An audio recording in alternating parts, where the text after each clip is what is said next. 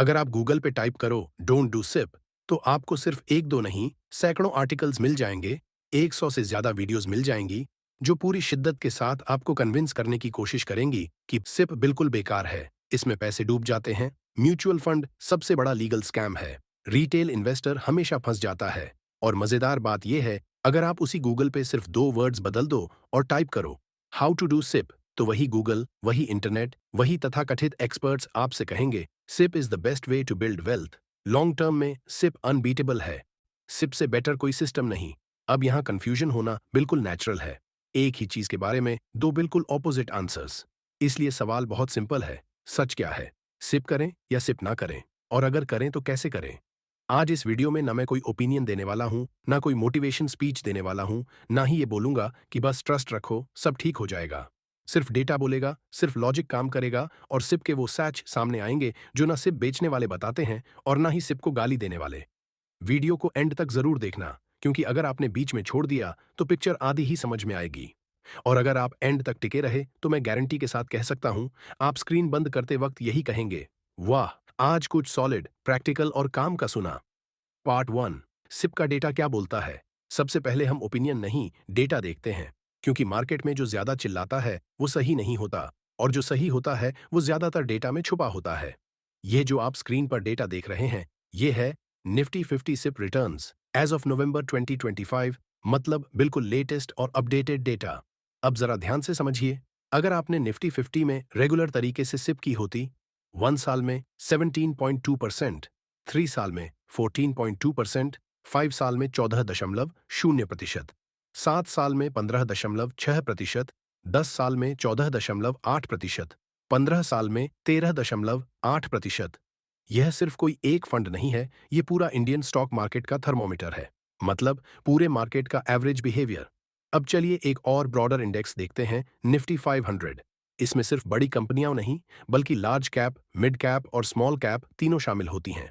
अगर यहाँ सिप की होती, 1 साल 15.1%, 3 साल 15.3%, 5 साल 15.6%, 7 साल 17.4%, 10 साल 15.8%, 15 साल 14.9%, यानी लॉन्ग टर्म में मार्केट ने कंसिस्टेंटली 14 से 15% के आसपास सिप रिटर्न्स दिए हैं। अब यहीं पर आपसे 4 बहुत सिंपल लेकिन इंपॉर्टेंट सवाल पूछता हूं। क्वेश्चन 1, क्या किसी भी टाइम पीरियड में सिप ने ओवरऑल लॉस दिया? नहीं। शॉर्ट टर्म में वॉलेटिलिटी रही है, लेकिन सिप ने लॉन्ग टर्म में लॉस नहीं दिया। क्वेश्चन 2, क्या ये रिटर्न्स इन्फ्लेशन से ज्यादा है? इन्फ्लेशन आमतौर पर रहती है 4 से 6% के बीच। हाँ, काफी ज्यादा। मतलब आपकी परचेसिंग पावर सिर्फ बची नहीं, बल्कि बढ़ी है। क्वेश्चन 3, क्या ये रिटर्न्स एफडी से बेहतर हैं?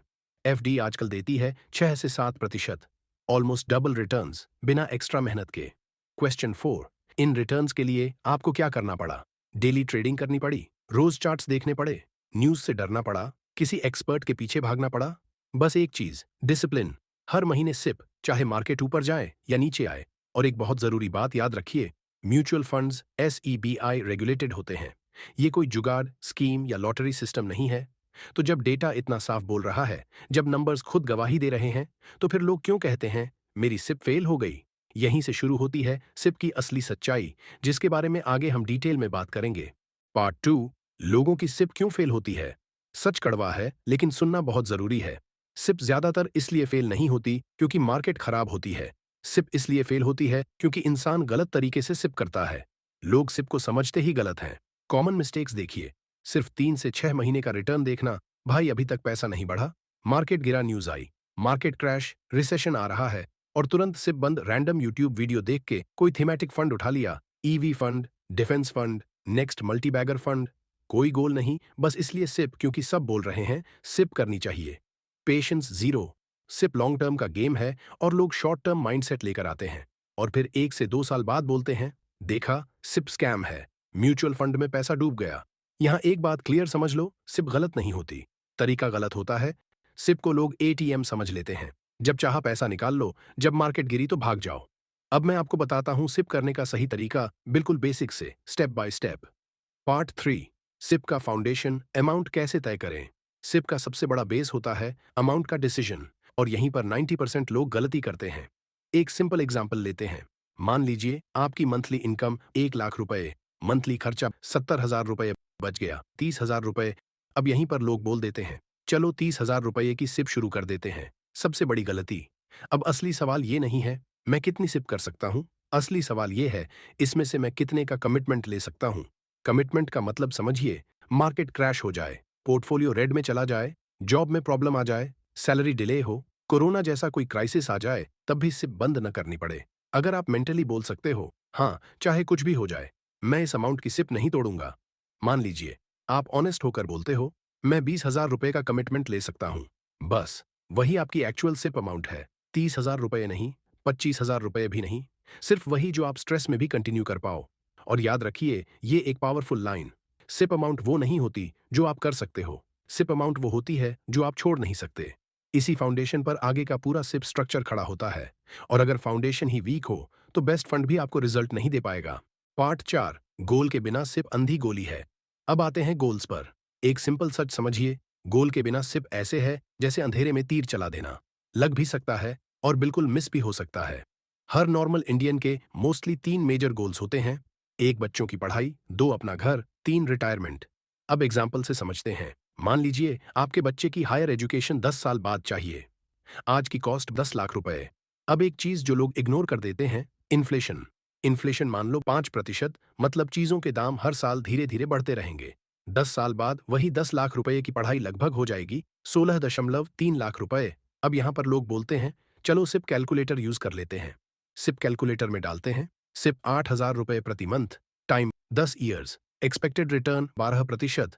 कैलकुलेटर बोलता है, रिजल्ट 17.9 लाख रुपए। सुनने में लगता है परफेक्ट, गोल अचीव हो गया। पर यहीं पर एक इंपॉर्टेंट रियलिटी चेक है, इस अमाउंट पर टैक्स भी लगेगा। इक्विटी म्यूचुअल फंड्स में long term capital gain tax 12.5%, मतलब टैक्स देने के बाद एक्चुअल अमाउंट बचेगा 16.8 लाख रुपए और गोल था 16.3 लाख रुपए। डिफरेंस बहुत कम है, थोड़ा सा मार्केट का अंडर परफॉर्मेंस, थोड़ा सा इन्फ्लेशन ज्यादा हो गया और गोल मिस। इसलिए हमेशा एक बात याद रखो, मार्जिन ऑफ सेफ्टी रखो। थोड़ा ज्यादा सिप करो, थोड़ा ज्यादा टाइम रखो, या थोड़ा कंजर्वेटिव रिटर्न अस्यूम करो। लोग यहीं पर गलती करते हैं, कैलकुलेटर का नंबर देख के रिलैक्स हो जाते हैं। पार्ट 5, पैसे कम है, प्रॉब्लम का सोल्यूशन। अब बहुत लोग यहां बोलते हैं, गोल के लिए सिप ज्यादा चाहिए पर इनकम कम है। और ये बात गलत भी नहीं है। करियर के शुरुआती फेज में सैलरी कम होती है, रिस्पॉन्सिबिलिटीज ज्यादा होती हैं। इस प्रॉब्लम का एक पावरफुल सोल्यूशन है step up SIP. Step up SIP का मतलब, जैसे जैसे इनकम बढ़े वैसे वैसे सिप भी बढ़ाओ। एग्जाम्पल लेते हैं, मान लीजिए आज आप सिर्फ 10,000 रुपए प्रति मंथ की सिप से शुरू कर रहे हो। अब ध्यान से समझिए, पहला साल सैलरी लिमिटेड है, रिस्पॉन्सिबिलिटी ज्यादा है, इसलिए प्रेशर मैनेजेबल है। दूसरा साल थोड़ी हाइक मिली, थोड़ा कॉन्फिडेंस बढ़ा, सिप अपने आप थोड़ी सी बढ़ गई। आपको ज्यादा महसूस भी नहीं होता, कोई पेन नहीं, कोई स्ट्रेस नहीं, बस हर साल एक छोटा सा अपग्रेड। और यहीं पर मैजिक होता है। 20 साल के लॉन्ग टर्म में ये एक सिंपल सा स्टेप अप डिसीजन आपको लाखों से करोड़ के जोन में ले जा सकता है। ना कोई रिस्की ट्रिक, ना कोई शॉर्टकट। इसलिए सिप के केस में एक ही फॉर्मूला याद रखिए, time plus discipline equals wealth. Timing की टेंशन मत लो, प्रिडिक्शन का प्रेशर मत लो, बस टाइम दो और डिसिप्लिन निभाओ। और जो लोग ये 2 चीजें लॉन्ग टर्म निभा लेते हैं, उनके लिए सिप कभी फेल नहीं होती। पार्ट 6, सिप कहाँ करें। अब आता है सबसे कॉमन कंफ्यूजन, सिप शुरू तो करनी है पर कहाँ करें। बिगिनर्स के लिए एक सिंपल रूल याद रखिए, large cap fund, mid cap fund, small cap fund, बस ये 3 मिलकर पूरे इंडियन स्टॉक मार्केट को कवर कर लेते हैं। इस स्टेज पर आपको कोई रॉकेट साइंस नहीं चाहिए। और इन चीजों से दूर रहिए, thematic funds, IT, pharma, EV, PSU type trends, fancy strategies, new age fund, special opportunity fund, over complication, ज्यादा फंड्स, ज्यादा स्विचेस, ज्यादा कंफ्यूजन। सिप में सिंप्लिसिटी ही स्ट्रेंथ होती है। और एक बात हमेशा याद रखिए, डायरेक्ट म्यूचुअल फंड लो। डायरेक्ट फंड में एक्सपेंस रेशियो कम होता है और जो 0.5% से 1% का फर्क होता है, वो 10 से 20 साल में लाखों का डिफरेंस बना देता है।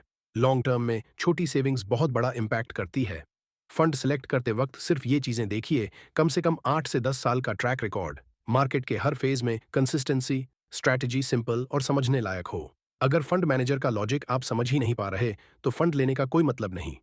तो अब फाइनल सच सुन लीजिए, सिप कोई मैजिक नहीं है, सिप कोई स्कैम नहीं है, सिप एक बोरिंग, स्लो लेकिन बहुत पावरफुल सिस्टम है। और ये सिर्फ उन लोगों के लिए काम करता है जो डिसिप्लिन निभा सकते हैं, जो मार्केट के नॉइज से दूर रह सकते हैं।